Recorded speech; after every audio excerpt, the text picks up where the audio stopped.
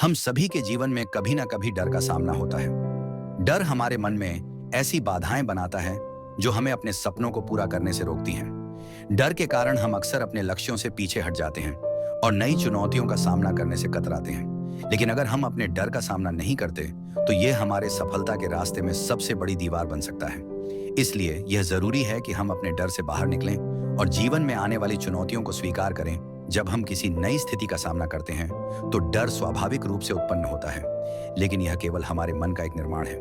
मैं यह नहीं कर सकता, मैं असफल हो जाऊंगा या लोग क्या कहेंगे जैसे विचार हमारे मन में आते हैं, लेकिन ये केवल मानसिक अवरोध हैं जो हमें कमजोर बनाते हैं।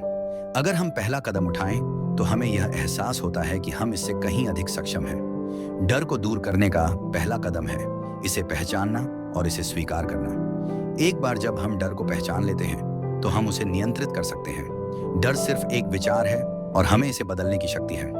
उदाहरण के लिए, अगर आपको सार्वजनिक बोलने का डर है तो आपको यह समझना होगा कि यह डर केवल आपके मन में है। जब आप यह स्वीकार करते हैं कि आप इस डर का सामना कर सकते हैं तो आप विश्वास करने लगते हैं कि आप इसे सफलतापूर्वक कर सकते हैं। सकारात्मक सोच अपनाएं। खुद से कहें, मैं यह कर सकता हूं और मैं सक्षम हूं।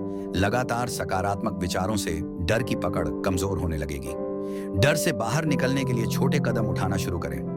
आपको सब कुछ एक साथ नहीं करना है। छोटी जीतें आपके आत्मविश्वास को बढ़ाएंगी और आप बड़े डर का सामना करने के लिए तैयार हो जाएंगे।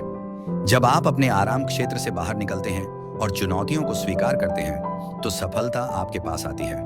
हर चुनौती आपको नए अवसर और आत्मविकास की ओर ले जाती है। डर जीवन का हिस्सा है, लेकिन इसे हमें पार करना चाहिए, हमें रोकने के लिए नहीं। इसलिए कभी भी डर को अपनी राह में रुकावट न बनने दें। कदम बढ़ाएं, चुनौती स्वीकार करें और अपने जीवन को बदलें।